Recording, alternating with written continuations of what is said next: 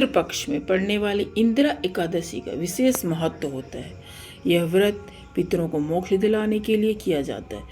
इस पावन दिन भगवान विष्णु की पूजा और व्रत करने से पितरों को स्वर्ग में स्थान मिलता है। इस साल इंदिरा एकादशी 17 सितंबर 2025 यानी कि बुधवार को मनाई जाएगी। इसकी प्रामाणिक कथा इस प्रकार है। प्राचीन काल में महिष्मती नगरी में इंद्रसेन नाम के एक बहुत ही प्रतापी और धर्मपरायण राजा राज्य करते थे।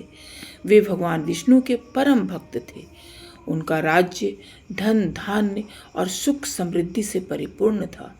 राजा इंद्रसेन अपनी प्रजा को पुत्रवत मानते थे और उनके हर दुख सुख में शामिल होते थे।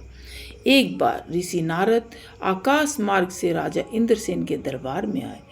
नारद जी को देखकर राजा अत्यंत प्रसन्न हुए। उन्होंने उनका आदर सत्कार किया और उनके आगमन का कारण पूछा। नारद जी ने कहा, हे राजन, मैं यमलोक से आ रहा हूँ। वहाँ मैंने तुम्हारे पिता को देखा जो एक पाप के कारण यमराज के अधीन है और बहुत कष्ट में है। तुम्हारे पिता ने मुझसे कहा है कि यदि मेरा पुत्र इंदिरा एकादशी का व्रत कर ले तो मुझे मोक्ष मिल सकता है।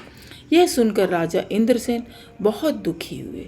उन्होंने नारद जी से पूछा, हे देवर्षि, कृपया मुझे इस व्रत की विधि और नियम बताएं।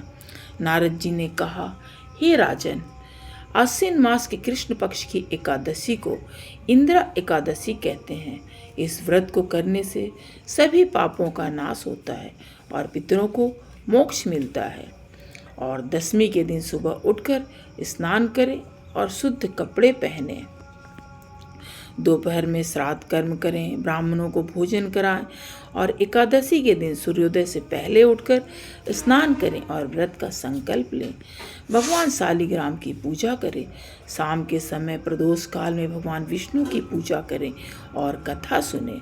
द्वादशी तिथि को ब्राह्मणों को भोजन कराएं और उन्हें दक्षिणा दें।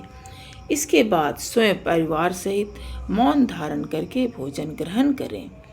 नारद जी के बताए अनुसार राजा इंद्रसेन ने अपने परिवार और प्रजा के साथ विधि विधान से यह व्रत किया। व्रत के प्रभाव से राजा के पिता को मोक्ष मिला और वे स्वर्गलोक को चले गए। तब से यह मान्यता है कि जो भी व्यक्ति इंदिरा एकादशी का व्रत विधि विधान से करता है उसके पितरों को मोक्ष की प्राप्ति होती है और उन्हें यमलोक के कष्टों से मुक्ति मिलती है। तो दोस्तों, अपने पितरों की मुक्ति और अपनी सुख समृद्धि के लिए यदि आप चाहें तो इंदिरा एकादशी कर सकते हैं। तो ये थी इंदिरा एकादशी की कथा और कैसे इसे करना है उसकी विधि। यदि आपको आज की हमारी ये कथा अच्छी लगी तो प्लीज़ हमारे चैनल को लाइक शेयर सब्सक्राइब कीजिएगा ताकि और भी हम इसी तरह से धर्म से जुड़ी बातों से आपको अवगत कराते रहें। राधे राधे दोस्तों।